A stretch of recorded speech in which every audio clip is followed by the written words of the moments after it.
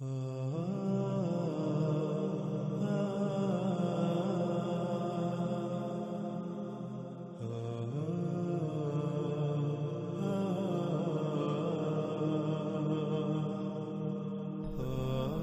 ناظرین، وہ تمام کے تمام انسان جو کھیتی باڑی سے تعلق رکھتے ہیں، جو کسان ہیں، وہ غور کریں کہ کیا انہوں نے دجال کو اپنا رب نہیں بنایا ہوا؟ کیا وہ نباتات اگانے کے لیے، فصلیں اگانے کے لیے اللہ سبحانہ و تعالیٰ پر، جس کا اللہ نے حکم دیا، یعنی فطرت پر انحصار کرتے ہیں، فطرت پر قائم ہیں، فطرت پر توکل کرتے ہیں، یا پھر وہ فصلیں اگانے کے لیے اسی ٹیکنالوجی پر، انہی ایجادات پر توکل کرتے ہیں؟ وہ زمین سے اگانے کے لیے کھادوں پر توکل کرتے ہیں، وہ زمین سے بہتر فصل کے لیے انہی ادویات پر، انہی سپرے اور طرح طرح کے کیمیکلز پر توکل کرتے ہیں؟ کیا وہ فطرتی بیج استعمال کرتے ہیں یا پھر جنیاتی بیج، جینیٹیکلی موڈیفائیڈ بیج، بہتر اور زیادہ پیداوار کے حصول کے لالچ میں؟ تو کیا آج آپ دجال کو اپنا رب نہیں بنا چکے؟ اور یہ دعوت آپ کو کس نے دی؟ دجال کے اسی راز نے جو دن رات، یعنی میڈیا، جو دن رات آپ کے بالکل سامنے سے آپ کو اپنی طرف کھینچتا ہے، دجال کو اپنا رب بنانے کی دعوت دیتا ہے، وہ فطرت کی بجائے انہی مشینوں پر توکل کرنے کی دعوت دیتا ہے، انہی ایجادات پر، انہی اشیاء پر توکل کرنے کی دعوت دیتا ہے جن کو انسان نے اپنے ہی ہاتھوں سے اللہ سبحانہ و تعالیٰ کے مقابلے پر خلق کیا۔ ناظرین، روایات کے مطابق رسول اللہ صلی اللہ علیہ وآلہ وسلم نے یثرب میں کھڑے ہو کر کئی بار مشرق کی طرف اشارہ کر کے کہا کہ دجال ادھر سے نکلے گا۔ ناظرین، محمد رسول اللہ صلی اللہ علیہ وآلہ وسلم کے وقت مکہ ہو یا مدینہ، دونوں کا مشرق از حجاز اور موجودہ سعودی عرب کا وہ علاقہ بنتا ہے جسے نجد کہا جاتا تھا، اور آج بھی اسے نجد کہا جاتا ہے۔ لیکن حیران کن اور چونکا دینے والی بات یہ ہے کہ عمرا، یعنی حکمرانوں کے پالتو علماء، جو ان کی خواہش پر حلال اور حرام کا تعین کرتے ہیں، انہوں نے اپنے تراجم و تفاسیر میں یثرب، جسے مدینہ کہا جاتا ہے، مدینے کے نام سے مشہور ہے، اس کا مشرق اور نجد عراق کو قرار دیا۔ لیکن جب ہم دنیا کا نقشہ اٹھا کر دیکھیں تو انسان ان علماء جو کہ امام الدجال ہیں، ان کے دجل پر حیران اور ششدر رہ جاتا ہے اور چونک جاتا ہے کہ عراق تو یثرب کے شمال میں واقع ہے، نہ کہ مشرق میں، جیسے کہ آپ سکرین پر دیکھ رہے ہیں۔ اس وقت سکرین پر آپ کو گوگل ارتھ، یعنی دنیا کا مصدقہ ترین نقشہ نظر آ رہا ہے، جس پر آپ اپنی آنکھوں سے دیکھ سکتے ہیں کہ عراق یثرب اور مکہ کے مشرق میں واقع ہے یا پھر شمال میں۔ اور جب آپ اپنی آنکھوں سے دیکھ رہے ہیں کہ عراق تو یثرب ہو یا مکہ ان دونوں کے مشرق کی بجائے شمال میں واقع ہے، تو پھر کیسے ان علماء دجال نے، علماء نے، ان حکمران کے پالتوں نے عراق کو نجد اور یثرب کا مشرق قرار دیا؟ اور اس سے بھی بڑھ کر حیرانی والی بات تو یہ ہے کہ آج تک کوئی ایک بھی انسان ایسا نظر نہیں آیا کہ جس نے تحقیق کی ہو اور اس دنیا کے نقشے کو سامنے رکھ کر اس دجل کو چاک کیا ہو۔ اور یہی بات اللہ سبحانہ و تعالیٰ نے قرآن میں اس طرح سے کہی کہ لوگوں نے، انسانوں نے اپنے ان ملاؤں کو، ان بڑوں کو اپنا رب بنا لیا۔ اور بالکل یہی بات محمد رسول اللہ صلی اللہ علیہ وآلہ وسلم نے بھی کہی تھی۔ اور جب صحابہ رضوان اللہ علیہم نے یہ سوال کیا کہ یا رسول اللہ صلی اللہ علیہ وآلہ وسلم، ایسا کیسے ہو سکتا ہے کہ کوئی اپنے ان ملاؤں کو اپنا رب بنا لے؟ تو رسول اللہ صلی اللہ علیہ وآلہ وسلم نے اس طبقے کے بارے میں کہا تھا کہ یہ طبقہ جس کو حلال کہے لوگ اسے حلال مان لیتے ہیں، اور جسے یہ حرام کہیں آنکھیں بند کر کے اسے یہ حرام مان لیتے ہیں۔ اور رب بنانا کیا ہوتا ہے؟ اور آج دنیا میں انسانوں کی اکثریت نے اپنے ان ملاؤں کو اپنا رب بنایا ہوا ہے۔ ہر لحاظ سے دینی معاملات میں، علم کے معاملات میں انہی پر انحصار اور انہی پر توکل کرتے ہیں۔ جس کو یہ حلال کہیں اس کو حلال جانتے ہیں، جس کو یہ حرام کہیں اس کو حرام جانتے ہیں۔ کوئی ایک بھی ایسا نظر نہیں آتا کہ جو غور و فکر کرے۔ اللہ سبحانہ و تعالیٰ نے قرآن میں بار بار غور و فکر کرنے کا حکم دیا۔ اللہ سبحانہ و تعالیٰ نے کہا ہم نے تمہیں آنکھیں، کان اور دل اس لیے دیے تاکہ تم ان سے غور و فکر کرو۔ جو تم ان آنکھوں سے ظاہر دیکھتے ہو، جو تم ان کانوں سے سنتے ہو، اس کے پیچھے کیا ہے، اس کے پیچھے جو بعد میں جو سامنے آئے گا اس کو پہلے جاننے کے لیے، تاکہ تم آئندہ کا لاہ عمل طے کر لو۔ دل سے غور و فکر کرو۔ اور جو لوگ غور و فکر نہیں کرتے، آنکھوں کا، کانوں کا اور دل کا اس مقصد کے لیے استعمال نہیں کرتے، جن کی آنکھیں محض صرف دیکھنے کے لیے، کان صرف سننے کے لیے اور دل صرف خون کو پمپ کرنے کے لیے ہیں، گویا کہ وہ چوپائے ہیں۔ ان کو اللہ سبحانہ و تعالیٰ نے قرآن کے ایک مقام پر چوپائے قرار دیا، دوسرے پر اندھے قرار دیا، تیسرے پر اموات قرار دیا اور چوتھے پر قبروں میں قرار دیا۔ یعنی جس مواد سے یہ وجود میں آئے، پہلے یہی میٹیریل، یہی مواد، یہی گوشت پوچھ پہلے اور چوپایوں کے وجود کا حصہ تھا، وہی مواد، وہی میٹیریل، وہی گوشت اب اس چارپائی کی صورت میں موجود ہے۔ ان میں اور اس میں کوئی فرق نہیں، اور اگر کوئی شے فرق کرتی ہے تو وہ یہی کہ غور و فکر کیا جائے۔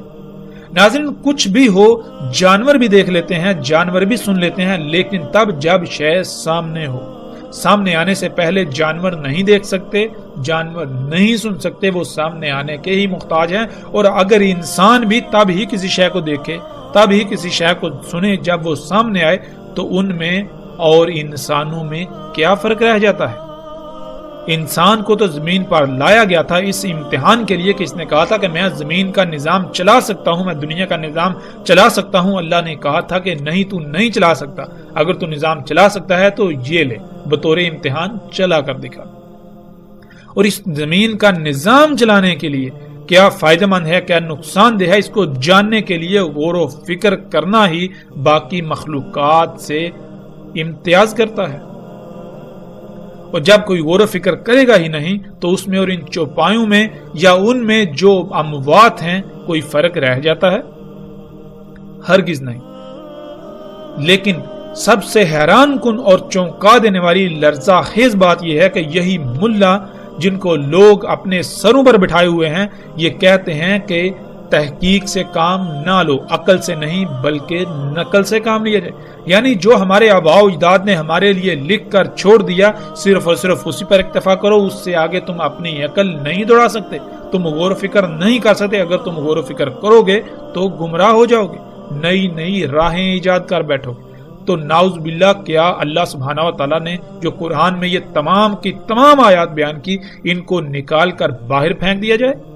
بنی اسرائیل کو اللہ سبحانہ و تعالیٰ نے کہا کہ ان کو سور اور بندر بنا دیا گیا، تو کیا وہ جسمانی ساخت ان کی تبدیل کر کے ان کو سور بندر بنایا گیا، یا پھر اللہ سبحانہ و تعالیٰ نے قرآن میں بالکل واضح کیا کہ ان پر اللہ سبحانہ و تعالیٰ نے کہا تھا کہ ہم نے تم پر حلال کیا طیبات کو، مگر انہوں نے طیبات کو چھوڑ کر خبائث کو اختیار کیا، جس سے ان کے اندر وہی خصوصیات پیدا ہوگی جو سور اور بندر میں ہوتی ہیں۔ سور کی گردن نہیں مڑتی، اور گردن کا پیچھے نہ مڑنا، اس کا مطلب یہ ہوتا ہے کہ پیچھے مڑ کر نہ دیکھ پانا،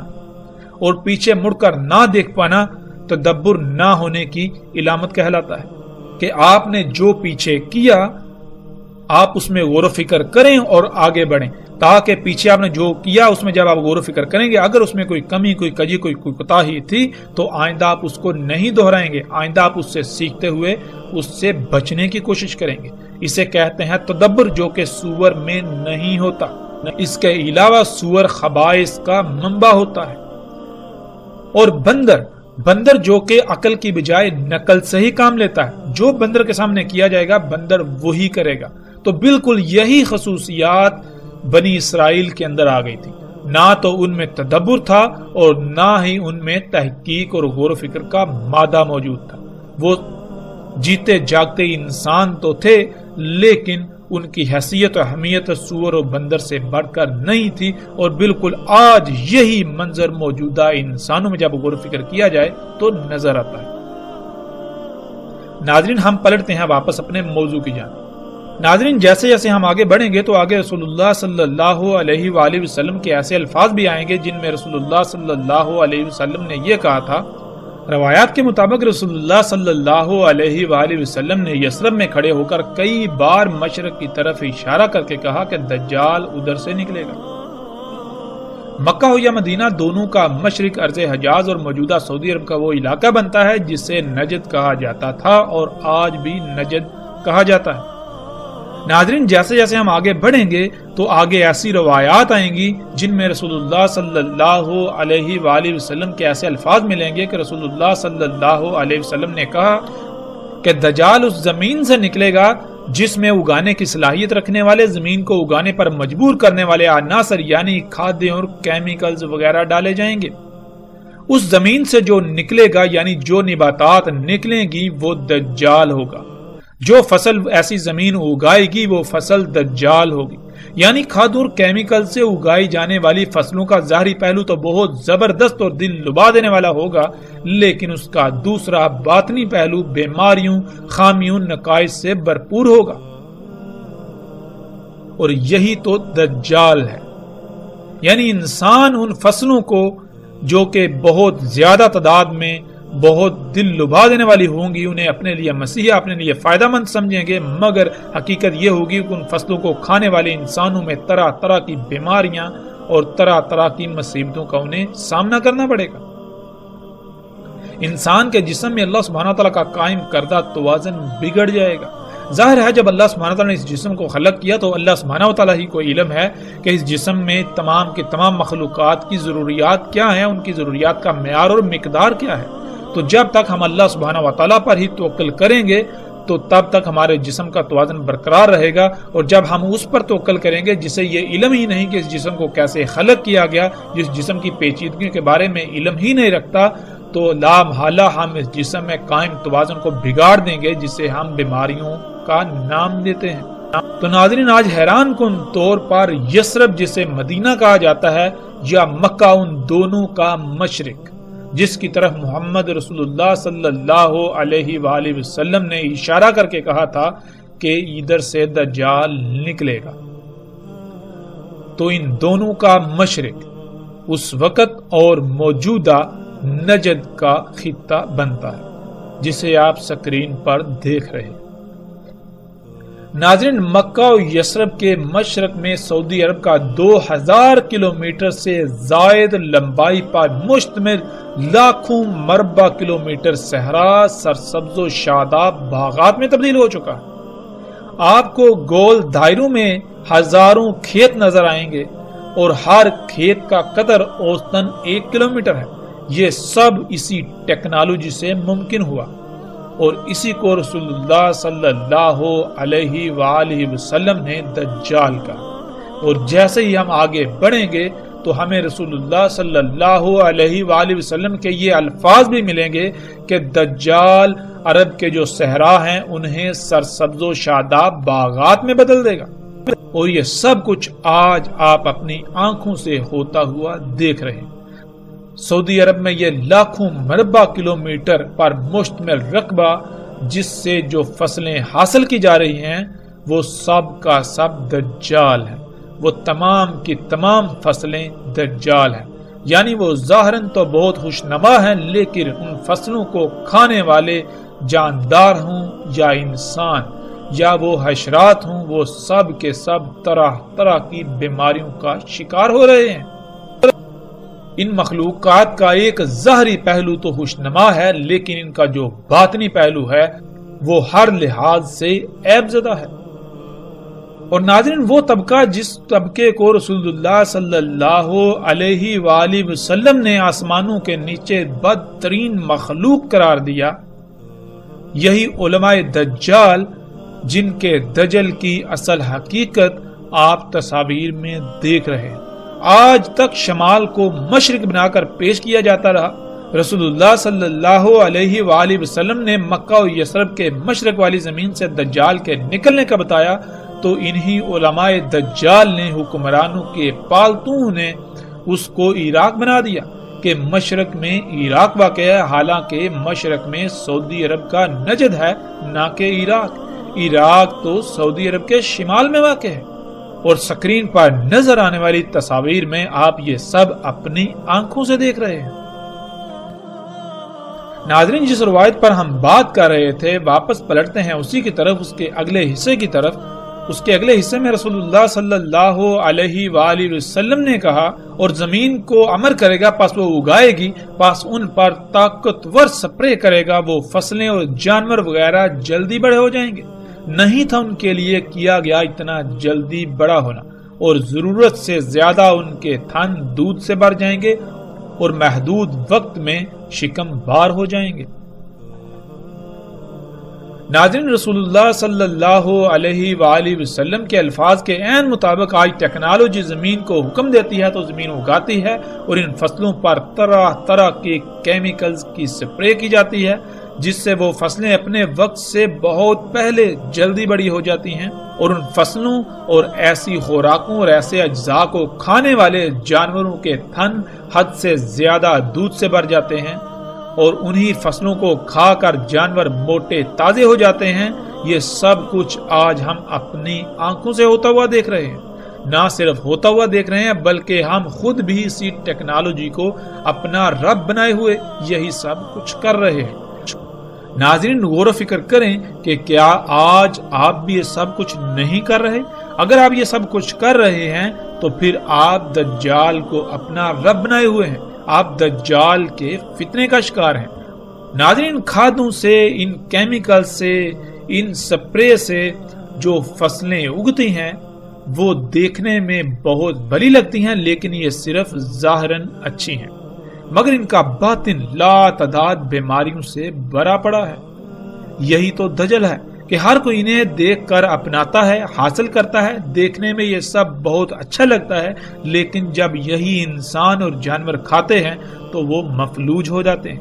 ان کو طرح طرح کی بیماریاں لاحق ہو جاتی ہیں، بچے وقت سے پہلے بالغ ہو جاتے ہیں، انسانوں کی عمریں کم ہو جاتی ہیں، جسم کمزور ہو جاتے ہیں، طرح طرح کی بیماریوں کا شکار ہو جاتے ہیں۔ بالکل اسی طرح دودھ تو زیادہ حاصل کر لیا جاتا ہے، لیکن ان غیر فطری طریقوں سے دجال پر توکل کرنے سے حاصل شدہ ہر شے کا ظاہری پہلو تو بہت خوشنما ہوتا ہے، لیکن اس کا باطن محض زہر ہی ہوتا ہے۔ یہی وہ دجل ہے آج جس کا ہر کوئی شکار نظر آتا ہے، اور کوئی بھی اسے پہچان نہیں پا رہا اور نہ ہی پہچاننا چاہتا ہے۔ اور ناظرین، غور کریں، وہ لوگ جو کسان ہیں، جو برصغیر سے تعلق رکھتے ہیں، کہ سن 2000 کے آس پاس کی بات ہے کہ جانوروں کو ایک نئی بیماری کا سامنا کرنا پڑا کہ دیکھتے ہی دیکھتے جانور کو سانس کی پرابلم ہوتی، اس کے منہ سے جھاگ نکلنا شروع ہو جاتی، 1 2 زیادہ سے زیادہ 3 اور 4 دن کے اندر اندر جانور کی موت ہو جاتی، وہ کھانا پینا چھوڑ دیتا، اس کو سانس بھی بہت مشکل سے آتی، سانس لینے میں انتہائی مشکل کا سامنا کرنا پڑتا، یہاں تک کہ جب وہ سانس لیتا تو اس کے گلے سے غرارے کی آواز آتی، جیسے کہ اس کے گلے سے سانس انتہائی مشکل سے گزر پا رہی ہے۔ اور اس بیماری سے برصغیر میں لاکھوں نہیں کروڑوں کی تعداد میں جانوروں کی ہلاکت ہوئی، دیکھتے ہی دیکھتے۔ اس بیماری کو گل گوٹو کا نام دیا گیا،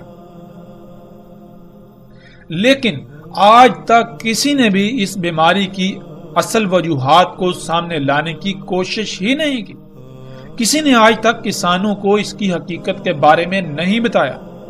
وہ سیدھے سادے کسان جو زبان سے اللہ پر توکل کے دعوے دار ہیں، لیکن وہ دجال کو اپنا رب بنا بیٹھے، انہیں اس بات کا شعور اور علم ہی نہیں کہ یہ سب اسی دجال کی وجہ سے ہوا۔ انہوں نے اپنے اس نقصان کی ذمہ داری، اپنے جانوروں کی موت کی ذمہ داری اللہ کے اوپر ڈال دی کہ یہ سب اللہ کا کیا ہوا ہے، یہ سب اللہ کی مرضی سے ہوا ہے، حالانکہ یہ اللہ کے اوپر بہت بڑا بہتان ہے۔ اللہ سبحان ہے، اللہ ایسی تمام کی تمام نیگیٹیوٹی سے پاک ہے، اللہ کے لیے ہے ہی حمد، تو کیسے اس چیز میں حمد ہو سکتی ہے؟ جس میں خامیاں، خرابیاں اور کوتاہیاں ہوں، کجیاں ہوں۔ اللہ کہتا ہے میں اپنے کسی کام میں کوئی کجی نہیں چھوڑتا، کوئی عیب نہیں چھوڑتا، کسی قسم کی کوئی لاپرواہی نہیں کرتا، کوئی کوتاہی نہیں کرتا۔ میری ہر خلق، ہر شے، میرا ہر کام ہر لحاظ سے پرفیکٹ ہوتا ہے، اس میں حمد ہوتی ہے۔ تو ہم نے کیسے یہ جرت کی کہ اس اتنے بڑے الزام کو اللہ سبحانہ تعالیٰ کے اوپر عائد کرنے کی؟ اور ناظرین، حقیقت کیا ہے؟ ناظرین، حقیقت یہ ہے کہ سن 2000 کے آس پاس بر صغیر میں پہلی بار وہ سپرے مارکیٹ میں آئے، وہ سپرے مارکیٹ میں لائے گئے جنہیں آج فصلوں پر چھڑکا جاتا ہے۔ ان کیمیکل کمپنیوں نے مال کو پانی کی طرح بہایا، لوگوں کو خریدا، اپنے ایجنٹوں کو حرکت میں لائے، جس سے انہوں نے دن رات ایک کر کے کسانوں کو لالچ دے کر اپنے ان سپرے، اپنے ان کیمیکلز، ادویات کو بیچا۔ جب کسانوں نے ان ادویات کا، ان کیمیکلز کا بذریعہ سپرے اپنی فصلوں پر استعمال کیا تو فضا زہر آلود ہو گئی۔ وہ زہر آلود فضا سب سے زیادہ جانوروں پر اثر انداز ہوئی۔ دیکھتے ہی دیکھتے لاکھوں نہیں کروڑوں کی تعداد میں جانوروں کی اموات ہونا شروع ہوئی۔ کسی کو علم ہی نہیں ہوتا تھا کہ ہمارے گاؤں میں، ہمارے علاقے میں کسی نے پہلی بار یہ سپرے کی ہے جس سے فضا زہر آلود ہو گئی۔ اس فضا میں سانس لینے کی وجہ سے ہمارے جانوروں کی یہ حالت ہے۔ سب اس بات سے غافل، اس پہلو سے غافل، انہیں ادویات، انہیں کیمیکلز کے حصول میں لگے رہے اور انہیں اپنی فصلوں پر بذریعہ سپرے چھڑکتے رہے، جس سے پھر شروع کے کئی سال کچھ وقت تو جانوروں کو اموات کا سامنا کرنا پڑا، لیکن بعد میں جو جانور اسی فضا میں پلے بڑھے وہ اس کے عادی ہو گئے۔ روایت کے اگلے حصے میں رسول اللہ صلی اللہ علیہ وآلہ وسلم نے یہ کہا، پھر آئے گا ایک قوم کے پاس، یعنی لوگوں کے پاس انہیں دعوت دے گا، پس وہ پھیر دیں گے اس پر اس کے قول کو، پس وہ لوٹ جائے گا، پس وہ بنجر ہو جائے گی،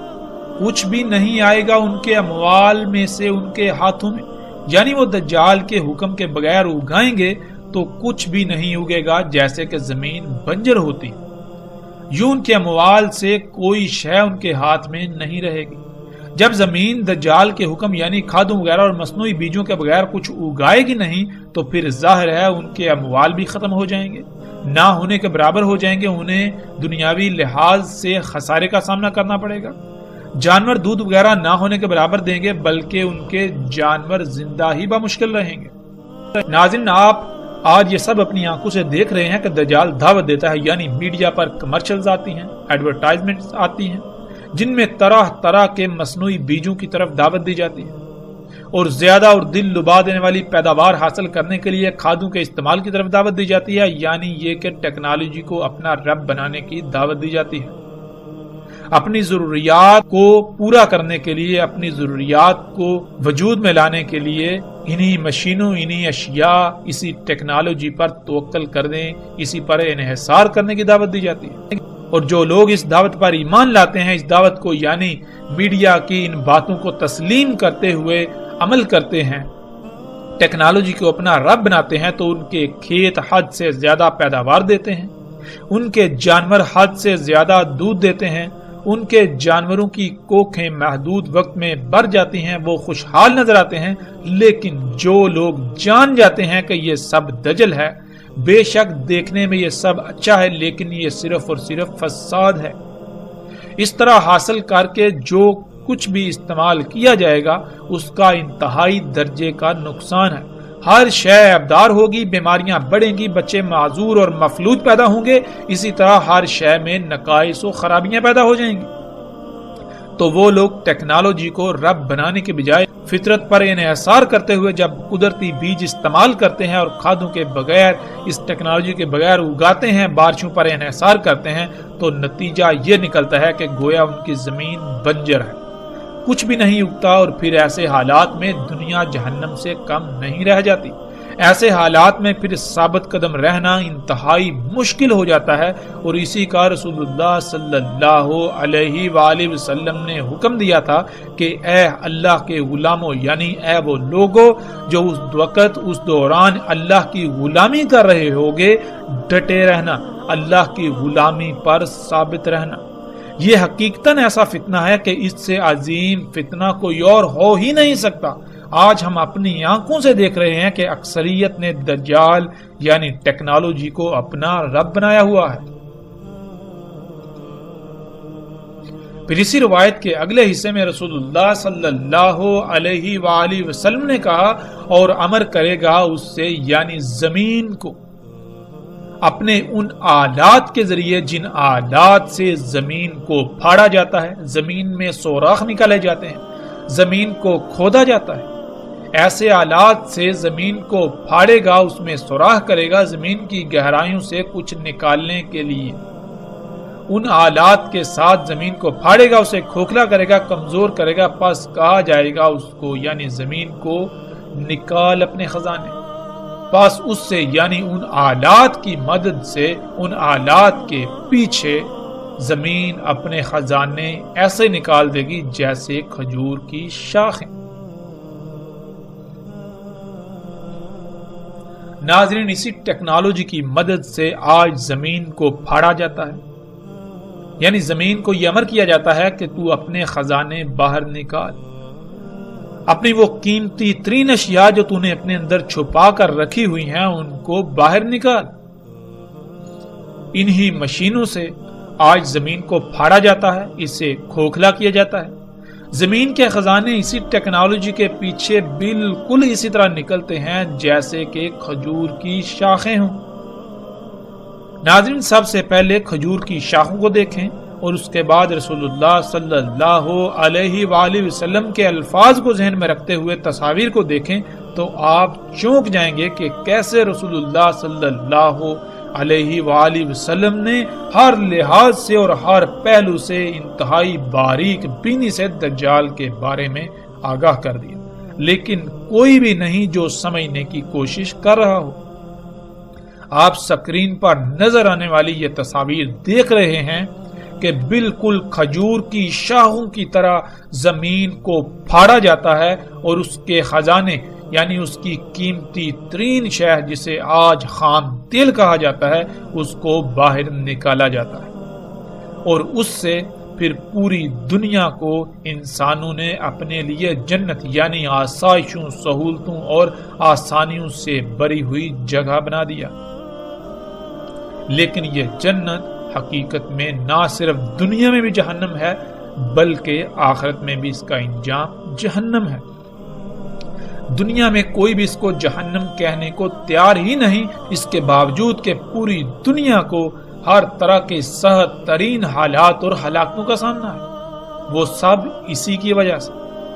زمین کے خزانے جنہیں کالا سونا یعنی بلیک گولڈ بھی کہا جاتا ہے، جن کے لیے آج پوری دنیا میں جنگ و جدل ہو رہا ہے اور شہروں کے شہر کھنڈرات میں بدل رہے ہیں، اور ان قریب انہی خزانوں کے حصول کی خاطر دنیا کو القاریہ یعنی آخری عالمی ایٹمی جنگ کا سامنا کرنا پڑے گا، جس سے ہونے والی تباہی کا اندازہ اس طرح لگایا جا سکتا ہے کہ اس میں پہاڑ بھی ریزہ ریزہ ہو جائیں گے،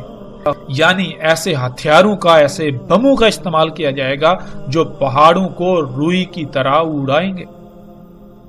یہی خام تیل وہ دجال ہے جس سے دنیا میں جنت اور جہنم دونوں موجود ہیں۔ جو ٹیکنالوجی کو رب بنائیں گے تو دنیا ان کے لیے جنت، اور جو اسے رب نہیں بنائیں گے تو دنیا ان کے لیے جہنم بن جائے گی۔ اور کیا یہ سب آج اپنی آنکھوں سے ہوتا ہوا نہیں دیکھ رہے؟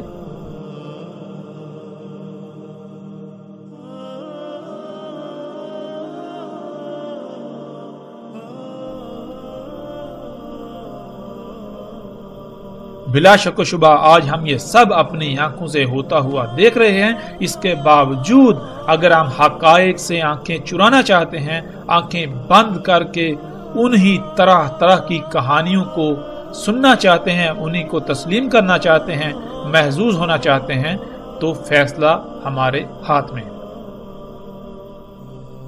ہم چاہیں تو آنکھوں نظر آتا حق اسے تسلیم کریں اور عملاً میدان میں اتریں، اور اگر چاہیں تو ہم حق سے آنکھیں بند کر کے دین کو قصے و کہانیوں کا نام دیتے ہوئے نہ انہی قصے و کہانیوں سے محظوظ ہوتے رہیں اور اس طبقے کو جو اپنے کو علماء کہلاتا ہے اسے سر پر بٹھائے ہوئے اس کو اپنا رب بنائے رہیں۔ رسول اللہ صلی اللہ علیہ وآلہ وسلم نے کہا، دجال نکلے گا زمین سے مشرق سے، کہا جائے گا اسے خراسان، یعنی مشرق میں خراسان نامی زمین کے ساتھ جو علاقہ ہوگا، جو خطے ہوں گے، وہاں سے دجال نکلے گا۔ اس کی اتباع کرنے والی اقوام کے چہرے چپٹے ہوں گے، تہ دار۔ ناظرین، رسول اللہ صلی اللہ علیہ وآلہ وسلم کے الفاظ کے عین مطابق آج خراسان کی زمین کے ساتھ جو علاقے ہیں جنہیں چین، جاپان اور تائیوان وغیرہ کہا جاتا ہے، وہی دجال یعنی ٹیکنالوجی تیار ہو کر نکل رہی ہے،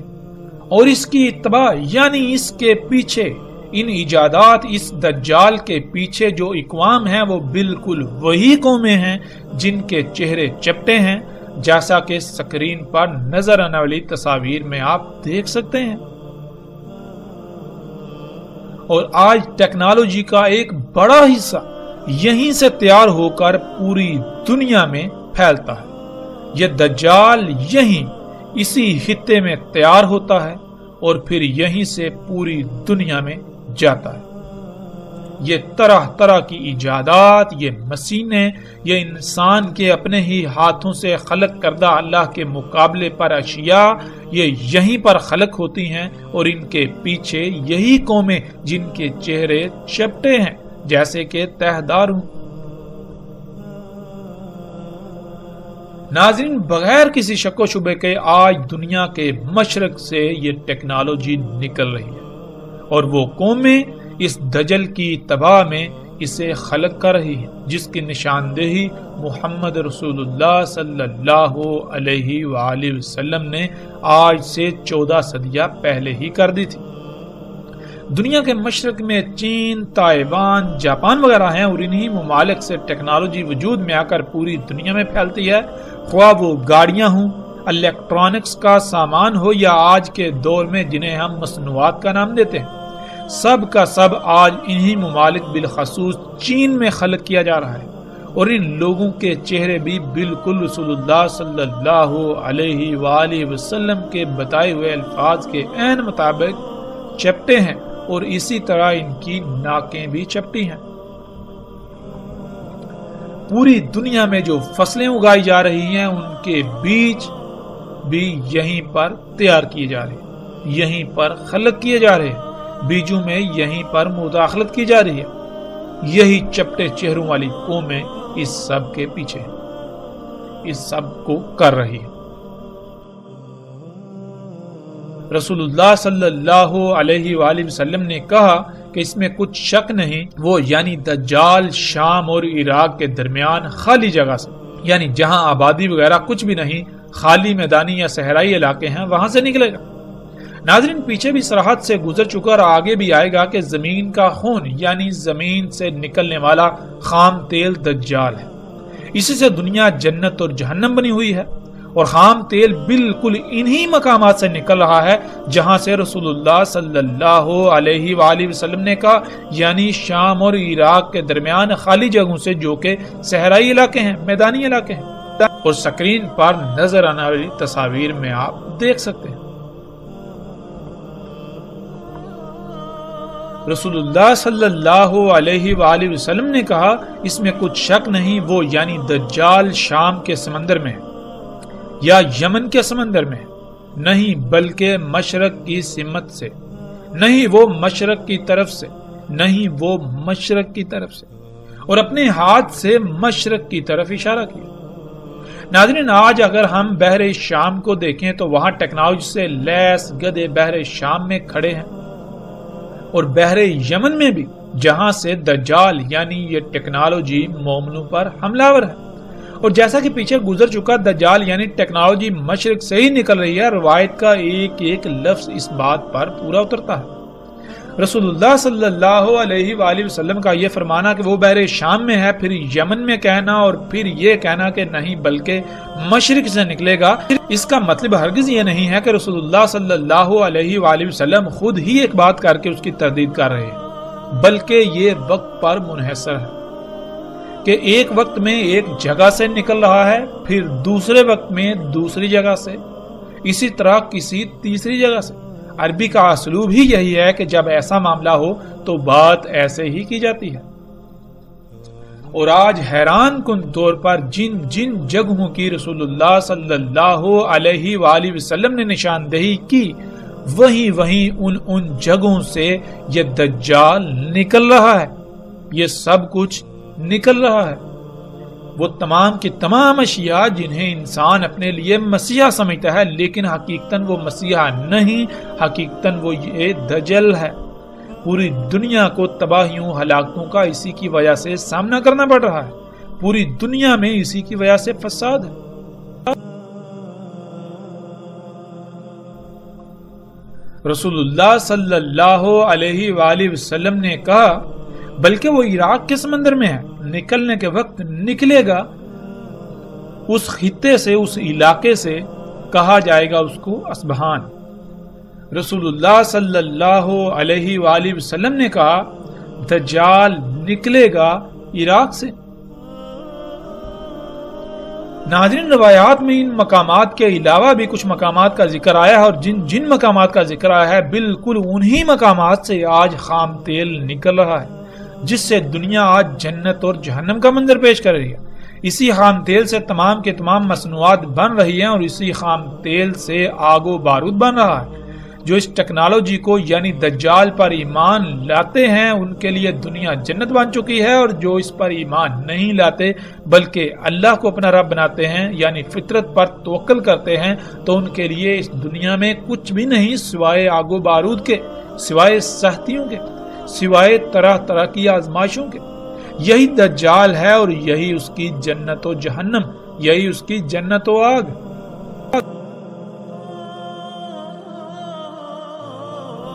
رسول اللہ صلی اللہ علیہ وآلہ وسلم نے کہا اس میں کچھ شک نہیں، ٹھیک کرے گا پیدائشی اندھے کو اور برس یعنی جزام کوڑ کے مریضوں کو، اور حیات دے گا موت کو، اور کہے گا انسانوں کو میں تمہارا رب ہوں، یعنی اپنی تمام کی تمام ضروریات کو پورا کرنے کے لیے مجھ پر ہی توکل کرو، مجھ پر ہی انحصار کرو۔ پس جس نے کہا تو میرا رب ہے، یعنی جس نے اسے اپنا رب بنایا، جس نے اپنی ضروریات کو پورا کرنے کے لیے اس پر توکل کیا، پس تحقیق یعنی بلا شک و شبہ کوئی دو رائے نہیں کہ وہ فتنے میں پڑا۔ اور جس نے کہا کہ اللہ میرا رب ہے، یعنی جس نے اپنے آپ کو فطرت پر قائم کیا، جس نے اپنی ضروریات کو پورا کرنے کے لیے فطرت پر انحصار کیا یہاں تک کہ اس کی اسی پر موت ہوئی، پس تحقیق یعنی بلا شک و شبہ یہ بات طے شدہ ہے کہ وہ بچا لیا گیا دجال کے فتنے سے، اور نہ ہی اس کے بعد اس پر کوئی فتنہ ہوگا اور نہ عذاب۔ پس رہے گا زمین میں، یعنی دجال زمین میں رہے گا جتنا اس کا رہنا اللہ کے قانون میں ہے، اور زمین پر رہنا اس کا اللہ کے قانون میں کتنا ہے، جب تک کہ عیسیٰ ابن مریم علیہ السلام نہ آ جائے۔ پھر آئیں گے عیسیٰ ابن مریم علیہ السلام مغرب سے پہلے، یعنی امت محمد کے یوم کے بالکل آخر میں، ساتھ کے بالکل قریب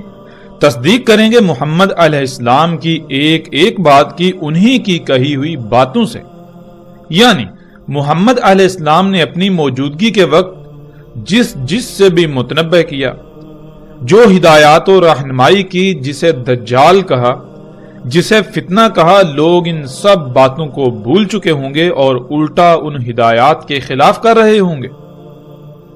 جس کو محمد علیہ السلام نے دجال کہا تھا، الٹا لوگ اسے مسیحا تسلیم کر چکے ہوں گے، اور انہیں اس بات کا شعور تک بھی نہیں ہوگا۔ دجال کو وہ اپنا رب بنا چکے ہوں گے، ہر وہ عمل کر رہے ہوں گے، ایسے ایسے اعمال انجام دے رہے ہوں گے جس سے محمد علیہ السلام نے روکا تھا۔ تو ایسی صورت میں واحد ایک ہی ایسی شخصیت ہوگی جو محمد علیہ السلام کی ایک ایک بات کی انہی کے کہے ہوئے الفاظ سے تصدیق کرے گی کہ جسے تم اپنے لیے مسیحا سمجھتے ہو اسے محمد علیہ السلام نے دجال کہا تھا۔ جن اعمال کو تم اصلاح والے اعمال سمجھ رہے ہو اس سب کو تو خود محمد رسول اللہ صلی اللہ علیہ وآلہ وسلم نے فساد کہا تھا، یعنی محمد علیہ السلام کی ایک ایک بات کی تصدیق کریں گے کہ کیا محمد علیہ السلام جنہوں نے اپنی بعثت سے لے کر ساتھ کے قائم ہونے تک چھوٹے سے چھوٹے واقعے یا فتنے کا ذکر کرنا نہیں چھوڑا، تو کیا محمد علیہ السلام آج ہونے والے اتنے بڑے بڑے غیر معمولی امور کے بارے میں آگاہ کرنا، ان کے بارے میں ذکر کرنا بھول گئے تھے یا انہوں نے بتایا ہی نہیں تھا؟ یہ غیر معمولی مشینیں، انسان کا انہی مشینوں کے ذریعے بادلوں کا برسانا، انہی مشینوں کے ذریعے پہاڑوں کو کاٹ کاٹ کر رستے بنانا، کئی کئی کلومیٹر لمبی غیر معمولی سرنگیں نکالنا، سینکڑوں کی تعداد میں انسانوں کا ایک ہی مشین پر سوار ہو کر فضا میں انتہائی تیز رفتاری سے سفر کرنا، ہر کام کا غیر معمولی حد تک تیز رفتاری کے ساتھ انجام پانا، انہی مشینوں کے ذریعے غیر معمولی درکار قوت کے حامل امور کو ایسے انجام دینا کہ جیسے خود بخود ہو رہے ہوں، نہروں اور دریاؤں کا مسخر ہو جانا، جب جی چاہے اور جتنا چاہے ان میں پانی چھوڑنا اور جب جی چاہے روک لینا،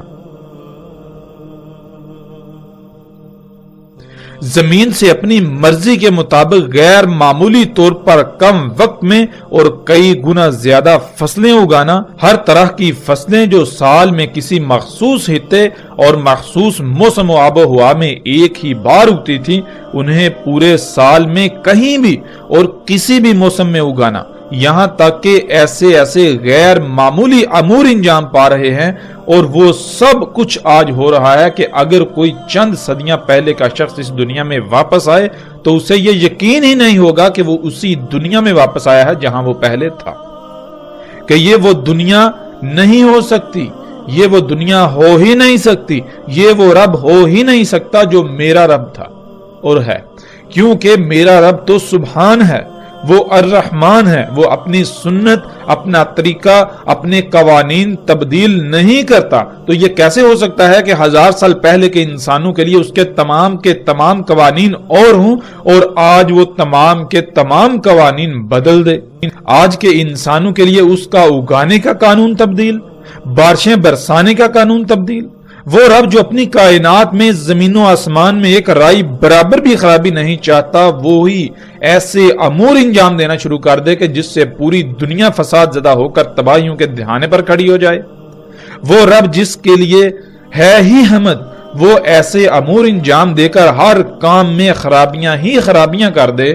احمد کا شائبہ تک نہ ہو، حمد کا شائبہ تک نہ ہو، یہ کیسے ہو سکتا ہے؟ یہ کیسے ہو سکتا ہے؟ میرا رب تو اس سب سے سبحان ہے، پاک ہے، وہ تو ایسا نہیں ہے، وہ تو الرحمن ہے، وہ انسانوں کے لیے اپنے قوانین نہیں بدلتا اور نہ وہ بدلنے والا ہے۔ ناظرین، تو سوچنے والی بات یہ ہے کہ اگر آج ان غیر معمولی امور کے بارے میں بات کی جائے تو بات کرتے کرتے بندہ تھک جائے، لیکن ان پر بات مکمل نہ ہو۔ اس غیر معمولی حد تک اور کثرت سے آج ایسے امور انجام پاتے ہوئے دیکھے جا رہے ہیں اور ہر کوئی انہی کا حصہ بنا ہوا ہے، تو یہ کیسے ممکن ہے کہ محمد علیہ السلام نے ان کا ذکر ہی نہ کیا ہو؟ وہ اللہ کے رسول محمد علیہ السلام جنہوں نے کسی چھوٹے سے چھوٹے فتنے کو بھی کھول کھول کر بیان کیا، ان کی بعثت سے لے کر ساتھ کے قیام تک جو کچھ بھی ہونا تھا سب کا سب کھول کھول کر بیان کر دیا، تو یہ کیسے ہو سکتا ہے کہ اسی اللہ کے رسول نے ان غیر معمولی اور اس وقت کے مطابق ناقابل تصور امور کے بارے میں ذکر نہ کیا ہو؟ محمد علیہ السلام پر ایمان لانے کے تو بہت بڑے بڑے دعوے کیے جاتے ہیں، لیکن کیا اپنے اعمال سے انہی کی ہر بات کا کفر نہیں کیا جا رہا؟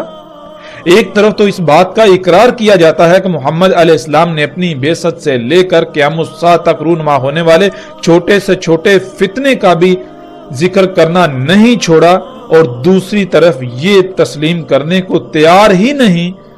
کہ آج اتنے بڑے بڑے غیر معمولی امور کے بارے میں کچھ بتایا ہو۔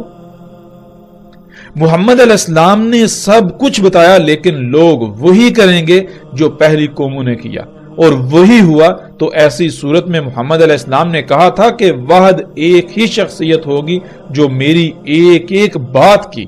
میرے ہی کہے ہوئے الفاظ سے تصدیق کرے گی، اور وہ عیسیٰ ابن مریم علیہ السلام ہوں گے۔ تصدیق کریں گے محمد علیہ السلام کے ساتھ اور ان کی ملت پر ہوں گے، پس قتل کریں گے دجال کو، پھر اس میں کچھ شک نہیں، جو ہے وہ 7 کا قیام ہوگا۔